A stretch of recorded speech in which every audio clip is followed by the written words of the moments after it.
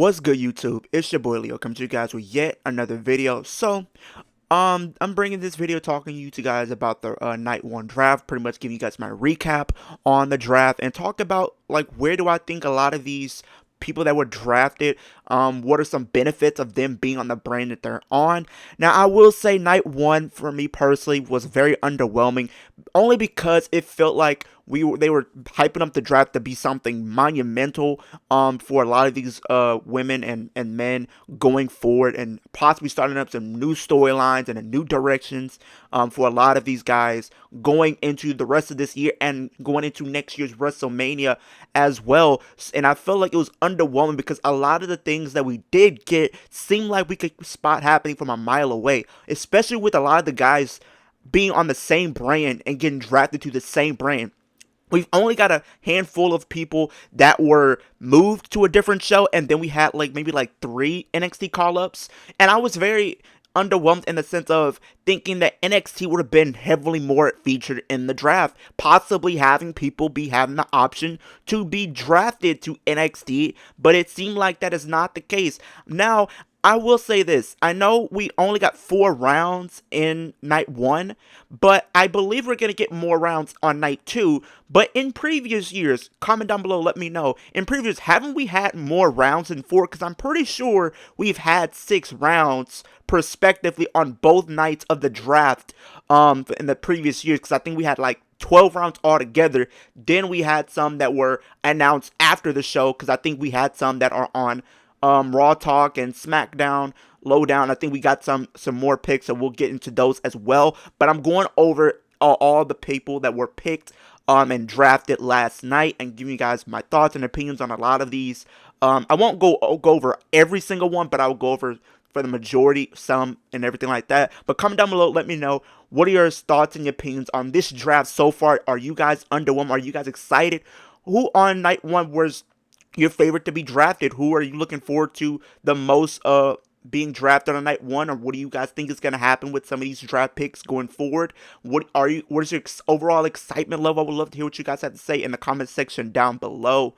But we started off with round 1. We had Cody Rhodes and Triple H begin the draft with night 1 and do the round, and we had 4 picks for night for each round. So the first pick for SmackDown selected Bianca Belair. Now this one, I'm not gonna lie to you, I can see it was going to happen, but I felt like they would have drafted her to Raw, because I feel like when you look at the current landscape of the women's division right now, SmackDown has a lot of the heavy hitters. Raw is lacking in star power, so I would have thought that we would have added some more women to kind of help out that roster. So it was kind of underwhelming in a sense, but I think that it's better to have her on SmackDown, only because she has been a staple for SmackDown since she's arrived, and if we're being honest, because she's won the SmackDown Women's Championship, she's won the WWE Women's Championship, she's won the Raw Women's Championship. So there's a lot of things that she has done thus far in her career, and I think her being on SmackDown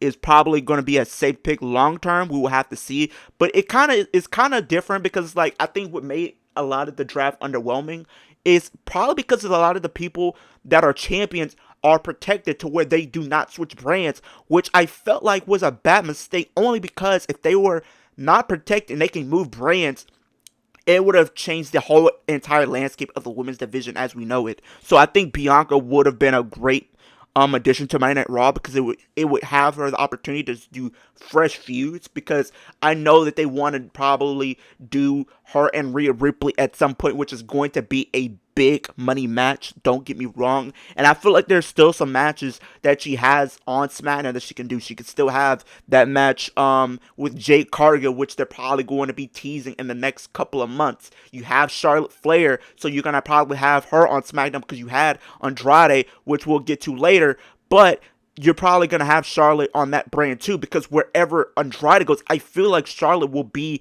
not too far behind. So I will say that. Then the next pick for Raw selected Jey Uso, main event Jey Uso, staying on Monday Night Raw. I do think this one, I think a lot of people were kind of upset, because what they're doing with the bloodline right now. I feel like he would have probably been somebody that could have been in the mix and everything. And him being on SmackDown made more sense. But we don't know, because Roman did pull out of the draft. He pulled eligibility to be part of the draft this year. So you still have some time to kind of do that. And I feel like they're not going to do the bloodline stuff with Jey Uso until maybe like the back half of 2024. So this is an opportunity for them to still capitalize on the momentum that he's been building up over the past couple of months and probably finally put a singles championship on, whether it's the world championship or maybe they put the intercontinental title on him or something. I think him being a singles champion would be a great moment that they definitely should capitalize on. So only time will tell if they actually do capitalize on it and everything like that. Then after that, we got SmackDown calling up, or wasn't technically fully calling up, even though he was already kind of being featured on SmackDown, and we got Carmelo Hayes being drafted to SmackDown. Now he's fully on SmackDown now, but if we were being honest, back in February he was part of that US Championship tournament. He was being heavily featured in that tournament because they had him represent NXT in the tournament and everything like that. So I wouldn't say this is a full call up for him, but technically you can and everything like that. But we ended round one with Raw selecting Seth Rollins, so Seth Rollins remaining on Monday nights. Now, this one I feel like also kind of makes sense, similar to Jey Uso, because I feel like, you know, Seth is going to probably be doing something with the Bloodline in the near future, but I feel like if it's not fully with the Bloodline, I feel like at least we're going to get that Seth Rollins versus Roman Reigns match at some point, possibly at SummerSlam this year. That's what I'm thinking, because they kind of been teasing it, and then what happened at WrestleMania, Roman Reigns had a flashback to when Seth turned on Roman and Ambrose or Moxley about over 10 years ago. So there's still that flashback and PTSD that he is suffering from, which pretty much was the catalyst for him to go on this run that he is on now.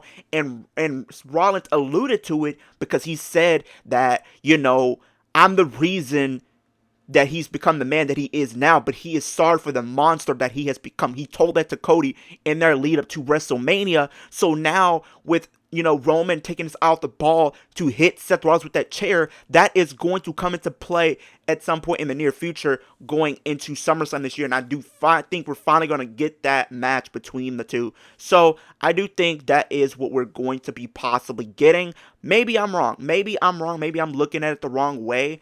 But I do think Seth Rollins on Raw makes a lot of sense, only because Becky Lynch is on that brand as well. And we know if Becky Lynch is on one brand, Seth is probably going to be on the same brand. That's kind of how they tend to do with a lot of the couples these days in the WWE. If you're in a relationship or you're married to or somebody in the company, you tend to go on the same brand as them. And I think that's a great strategy that they do, because I think that is great, because, you know, sometimes, you know, with Raw and then SmackDown, they have the same schedules technically, but they aren't different. You know, sometimes they're in different parts or different stuff like that. And then, you know, NXT doesn't really have like a traveling schedule. They're pretty much just in the Performance Center, and then you just after that, and then, you know, you're doing something else. So but then we moved on to not round two.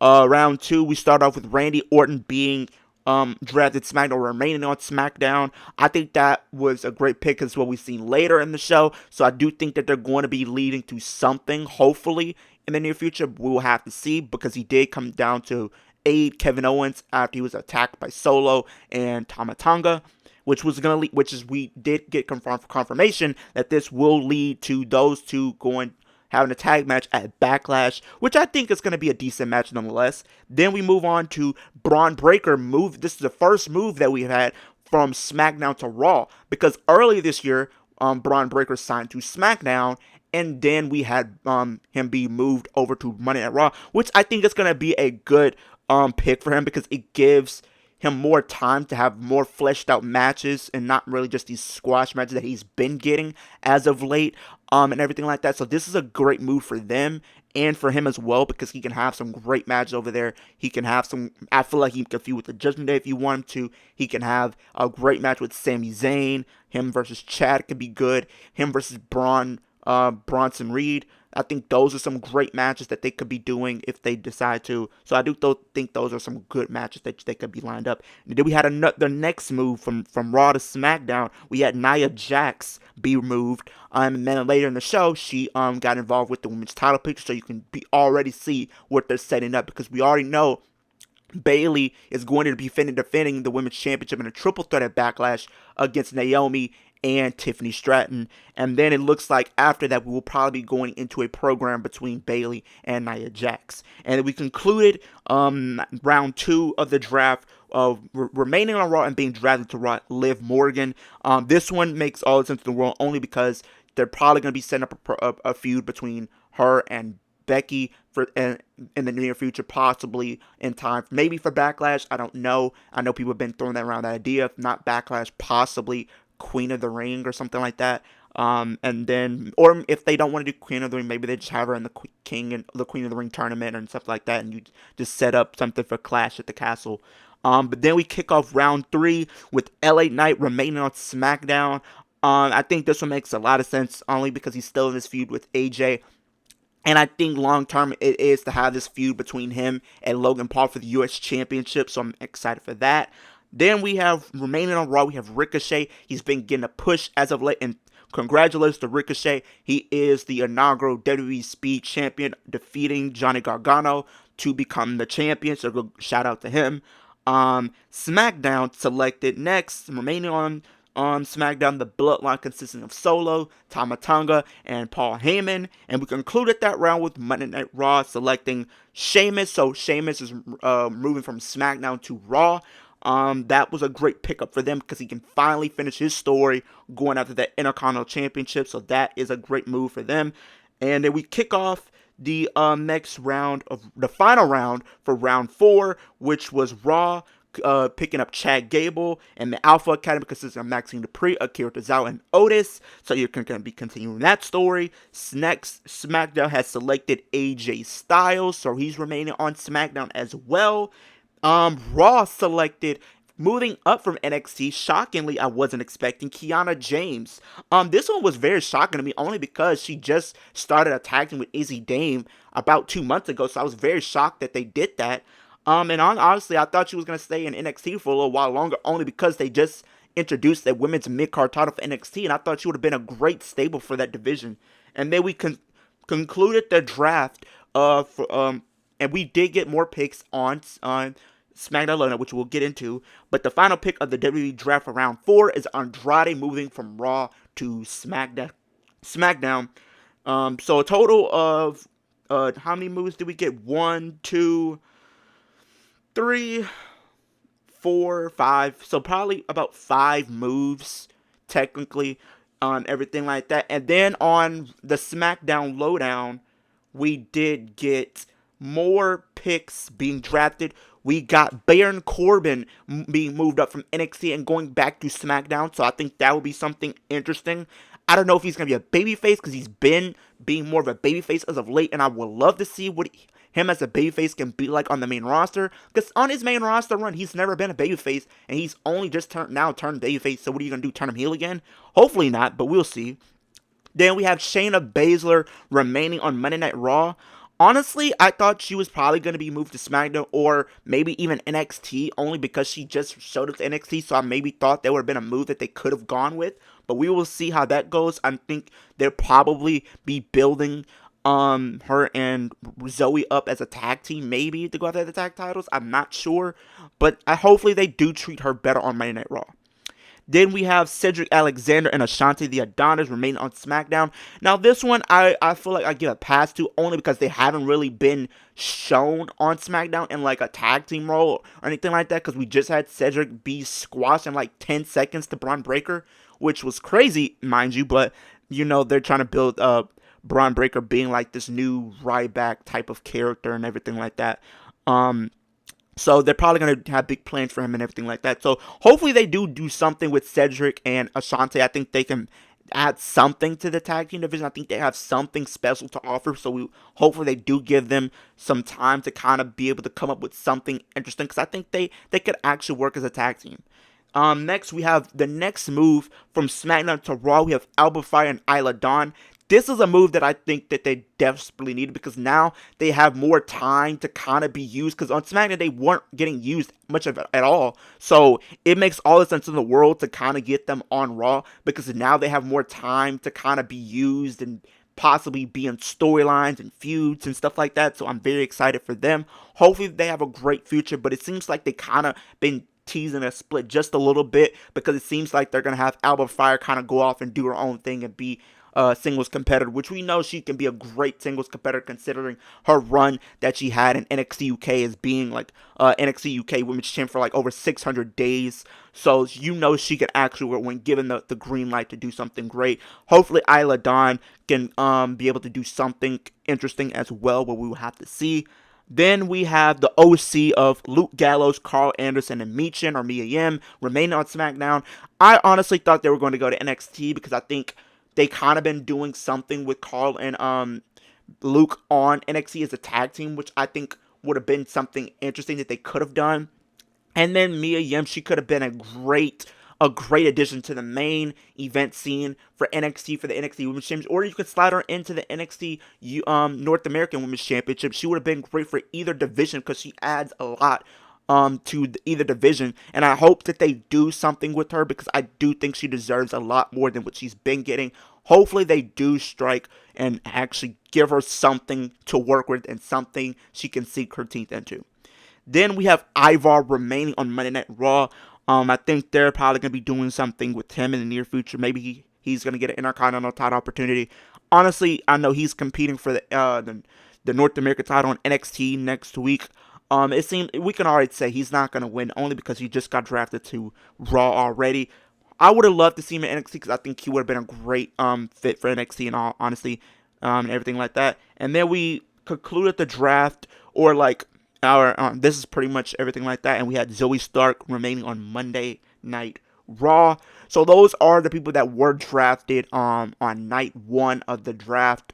Night 2 has a lot more wrestlers. The pool is a lot larger than it was for night 1, so maybe we'll get more rounds and stuff like that. But comment down below, let me know, what are your, like I said earlier in the video, what are your overall thoughts on the draft this year? Do you think it was a great idea to even bring it back? What was your favorite person to be drafted on night 1? What do you think some storylines could be for the people that were drafted? Where do you see a lot of these men and women going, as far as storylines that they can get into and stuff? What do you think are some benefits by being on the brand that they are on? Or do you think they should have traded brands and stuff like that? Let me know in the comment section down below. We're on the road to 200 subscribers, but the ultimate goal is 10K subscribers. We're trying to get to that milestone. Once I get to 10K subscribers, I will be doing a giveaway where one of you lucky fans will have the opportunity to win a WWE Championship from WWE Shop. So if you want an opportunity to start your own WWE Shop, WWE Championship collection, or even add another title to your collection, go subscribe to my channel. It's absolutely free. You can always change your mind in the future. I'm pretty much trying to give you guys daily wrestling content, but pretty much super kick that like button, Superman punch that post notification bell, and spear that subscribe button. I hope everybody has a great weekend. I hope everybody has a great day, and I'll see you guys in the next video.